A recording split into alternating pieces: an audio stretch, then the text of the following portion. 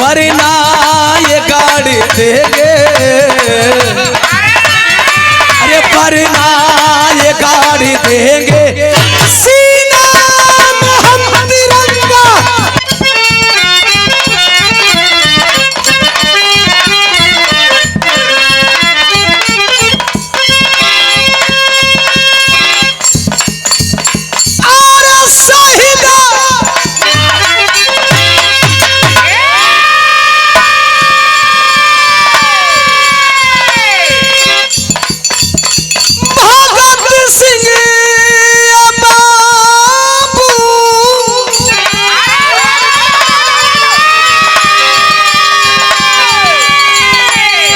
शहीद भगत सिंह हो,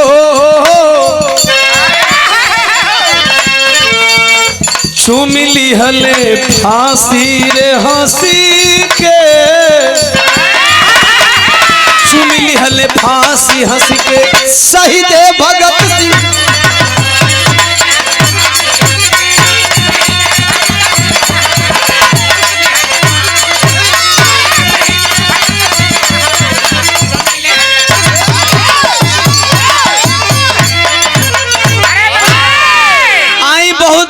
बहुत दुलार बा, आप लोग का समय जाया ना हो। धून तरज में धून तरज चुकी बिरहा के एक परिपाटी बन चुकल बा।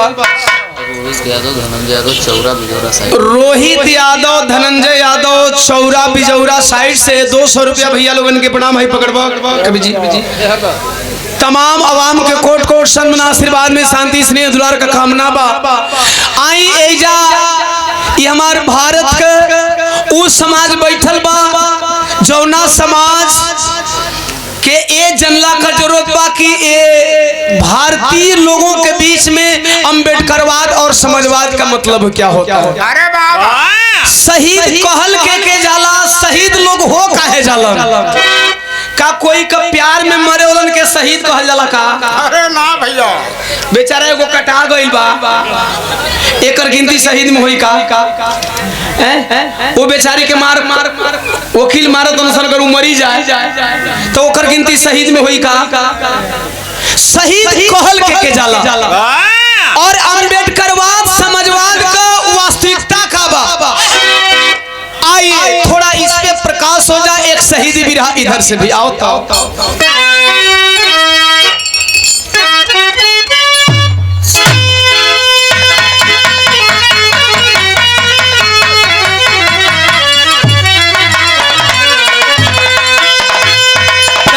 तस्वीर बढ़िया से रख देना, देखो टूटे फूटे ना भाई। सोनू बाबू उसको बढ़िया से रख देना, ठीक है। और धून तरज वाले भाई फूर खार मत करिए, बिरहा में भी जहाँ धुन आई तहाँ मजा ले लिया। आवो तो करिए फिर से।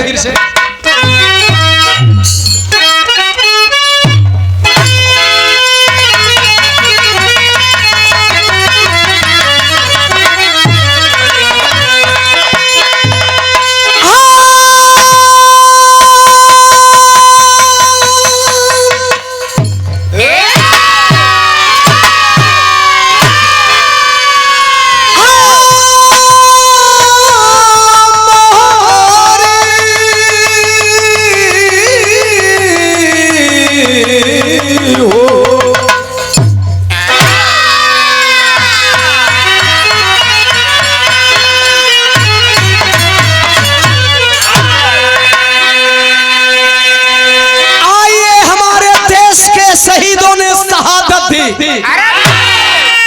देश बहुत मशक्कत के बाद आजाद हुआ। और जब देश आजाद हुआ तो क्या शहादत बंद हो गई? क्या देश आजाद हुआ तो रेप हत्या घटनाएं बंद हो गई? क्या यदि आज में भी किसी की बहन बेटी सुरक्षित नहीं है? आज के डेट में यदि देश का कोई जवान सुरक्षित नहीं है तो क्या हम इसे आजादी कहेंगे? 4 लाइन भूमिका के अंदर कवि का कड़क भाव है।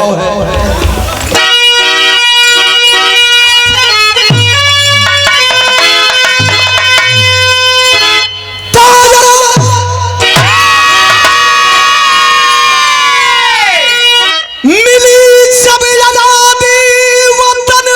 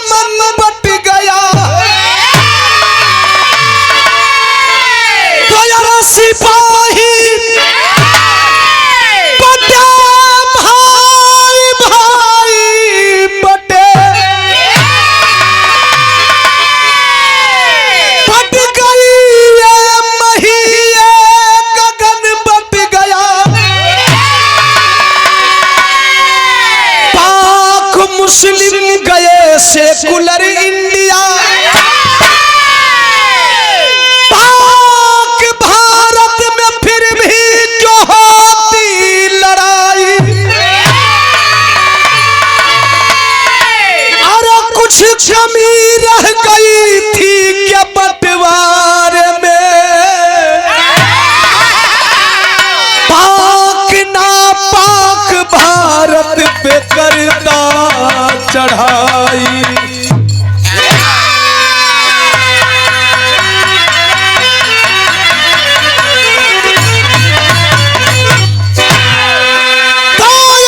कुछ कमी रह गई थी क्या बंटवारे में, पाक ना पाक भारत पे करता चढ़ाई। आई आखिर देश सुरक्षित हाथ में बटले बा, हमारा देश का फौजी शहीद काहे होता रहे भाई। आज धीरे धीरे 10 साल ले सुनल जाता कि देश सुरक्षित हाथों में है, देश सुरक्षित हाथों में है।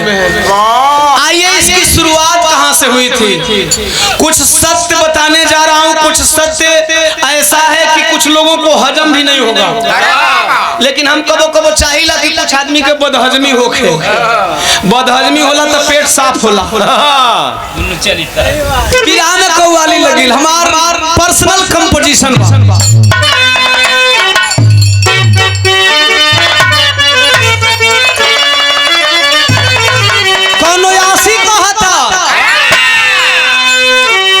तेरे दिल की धड़कनों में,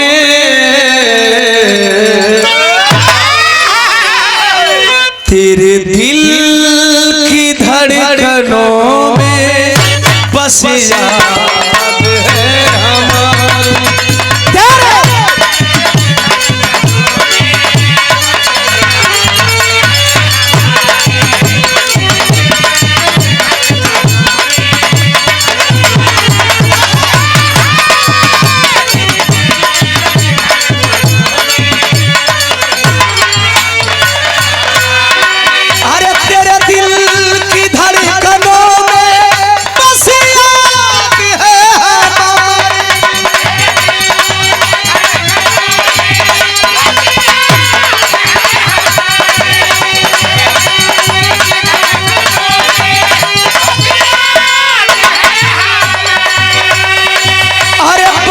याद है हमारी।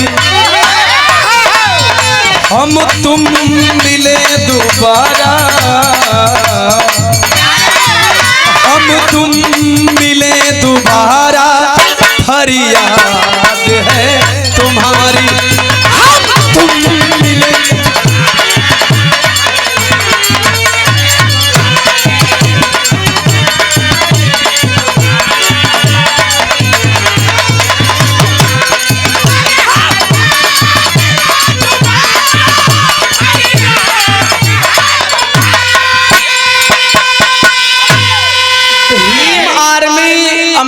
सॉरी डॉक्टर भीमराव अंबेडकर जयंती समारोह ग्राम जड़ुआ दिनांक 16 की 16/4/2025 को मूर्ति स्थापना है। बिरहा का कार्यक्रम भी है। गायक मन्नू यादव जी और दर्शन गांधी, आदरणीय बड़े भैया गार्जियन हम लोग के मन्नू यादव जी का बिरहा है, इंटरनेशनल कलाकार, और छोटे भाई दर्शन गांधी जी का उस कार्यक्रम को सफल बनाए। बहुत बहुत धन्यवाद। बिरहा में जाति धर्म के नाम पे नफरत फैलाने वालों को ओम प्रकाश दीवाना बता रहा हूं।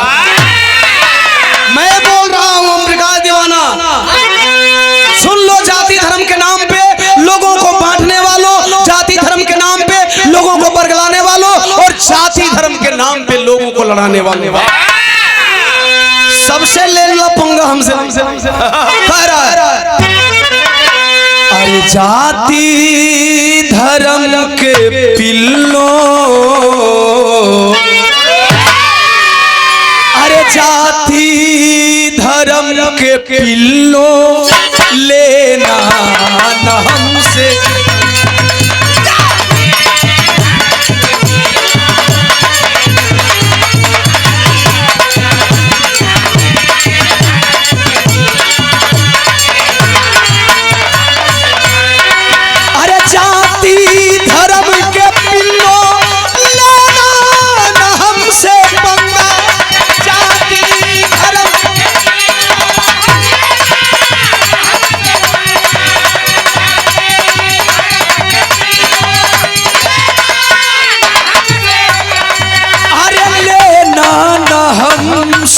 पंगा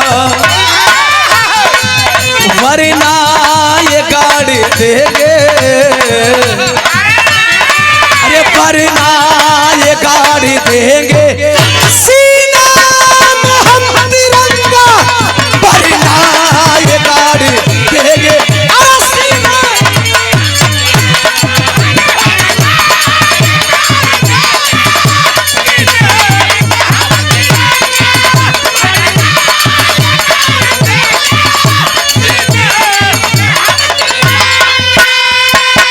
चंद्रभूषण यादव प्रधान जी इस सामाजिक भाव प्रधान पुरस्कार भटवलिया से 500 रुपया चरणों में प्रणाम सादर। जय भीम, जय भारत, जय संविधान, जय समाज।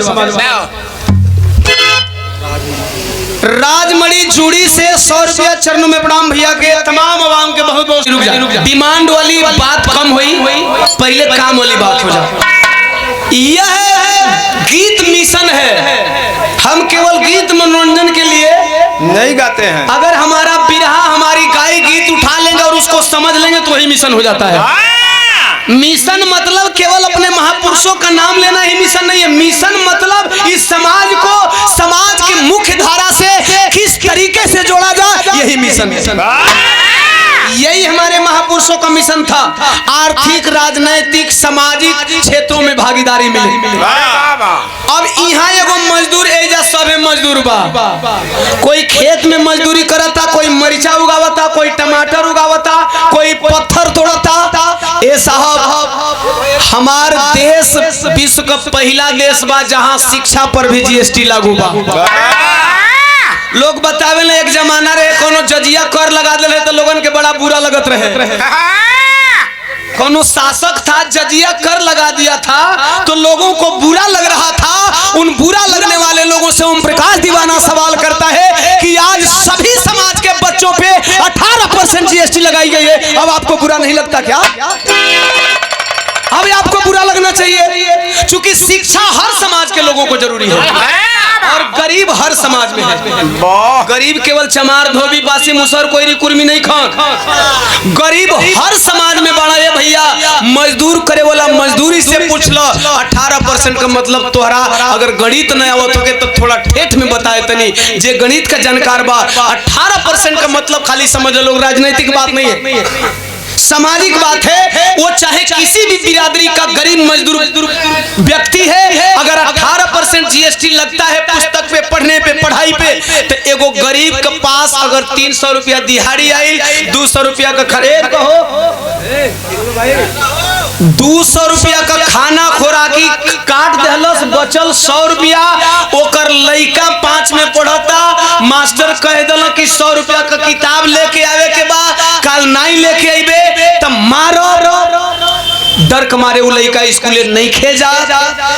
बाबू गइलन दुकान पर, 100 रुपया बचल हो, मजदूरिया में से गुरुजी 100 रुपया बचल हो, लेकिन 100 रुपया का किताबिया तो मिली गई, लेकिन ओकरा पर एक्स्ट्रा 18% टैक्स दे के बा।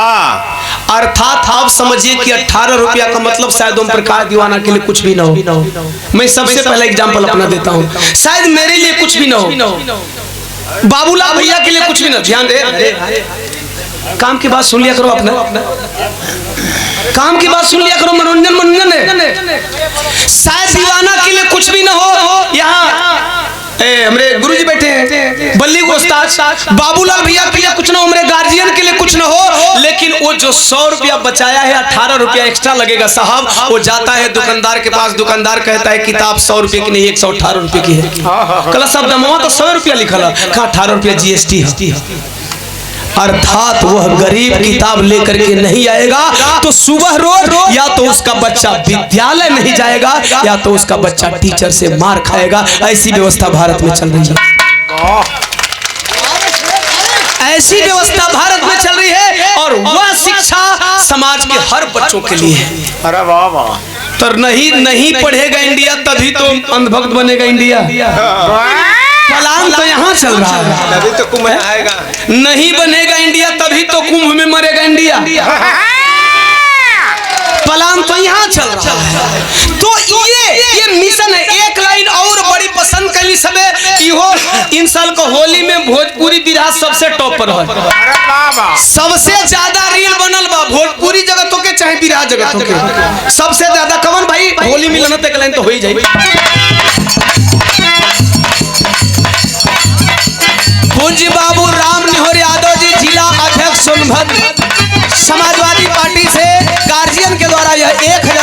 सम्मान किया गया। एक बार अध्यक्ष जी के सम्मान में जोरदार ताली बजा दी। फिर शिल्पी कहता 2025 का सबसे बड़ा ट्रेंडिंग भोजपुरी बिरहा सबसे शिल्पी कहता अरे रंगावा या बिरिया के पड़ी जाई दागी आखोरी जवानी बटे पापा लागी। भैया धर्मेंद्र यादव और पप्पू यादव बड़गावा मारकुंडी बालूघाट से इहो जोड़ लो। अब इन्हें गौरी बिरहा करावे को वादा कर 500 रुपया दे के भैया हमारे सम्मान के चरणों में प्रणाम। तमाम आवाम के कोट कोट सन कोरी जवानी बटे पापा लागी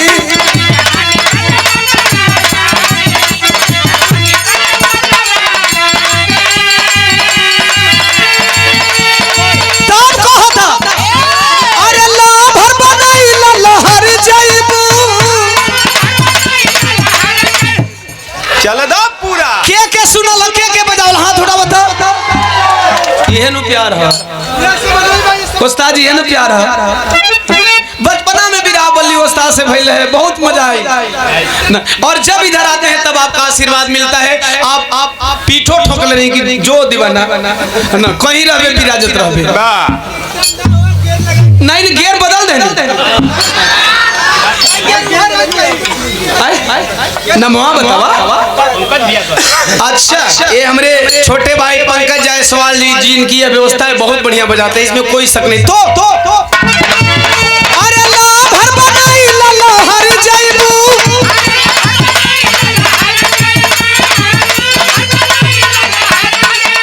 अरे ला भर बनाई ला हर जाइबू होई जाई पर डलवाला कलर बिना कुंभ नहाइले